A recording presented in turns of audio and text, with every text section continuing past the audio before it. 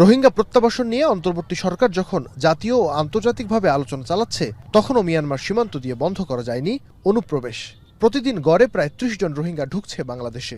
সব মিলে নতুন প্রবেশের সংখ্যা লাখ ছাড়িয়েছে। এমন পরিস্থিতিতে রোহিঙ্গা প্রত্যাবাসন নিয়ে সেমিনার বিইউপি অডিটোরিয়ামে।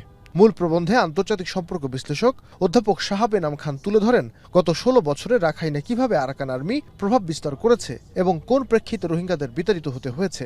বলেন, রোহিঙ্গা সংকট শুধু বাংলাদেশের নয়, পুরো দক্ষিণ ও দক্ষিণ পূর্ব এশিয়ার সংকট। শেকড় থেকে শিখরে।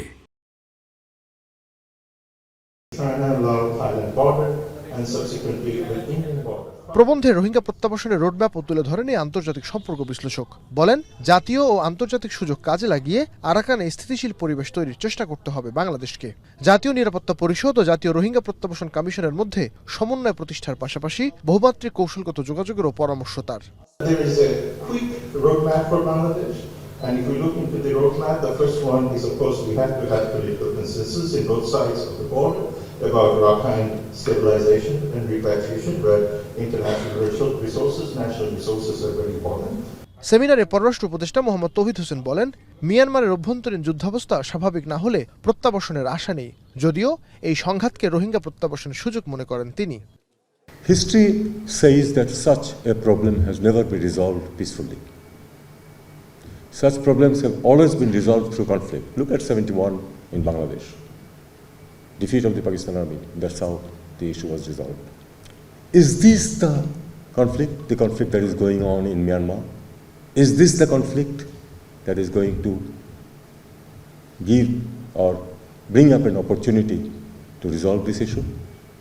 সবশেষে কথা বলেন প্রধান উপদেষ্টা রোহিঙ্গা বিষয়ক উচ্চ প্রতিনিধি ডক্টর খলিলুর রহমান। তিনি সাফ জানান, মানবিক করিডোর নিয়ে কারো সাথে কোনো চুক্তি হয়নি। We have not discussed humanitarian corridor.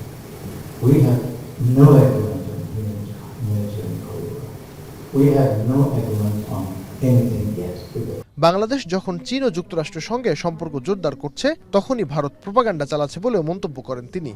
If we indeed run a proxy war on behalf of America, who is not going to bear it? China. Why isn't China saying anything? Why this information is coming from another place? We say something in Bangla.